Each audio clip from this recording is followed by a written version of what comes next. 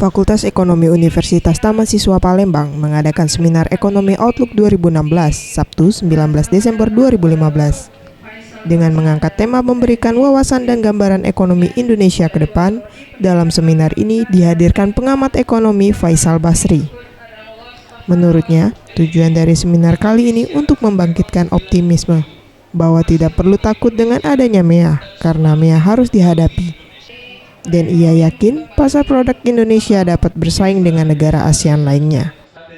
Nah, kemudian ini kan diharapkan membangkitkan optimisme bahwa masa depan saya cerah kok, begitu kan? Oh nanti, gimana bersaing sama MEA? Nah kita tunjukkan juga ke mahasiswa tidak perlu takut dengan MEA. Apa yang kita takutkan dengan MEA?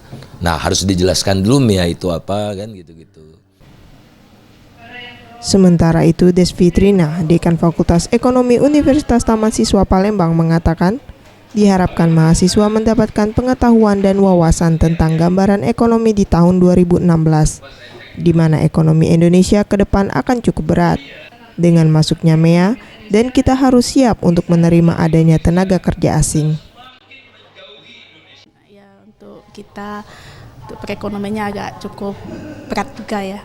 Apalagi di mana dengan akan memasuki MEA di sini masyarakat ekonomi ASEAN, tentunya kita harus lebih siap lah untuk menerima masukan tenaga kerja dari luar.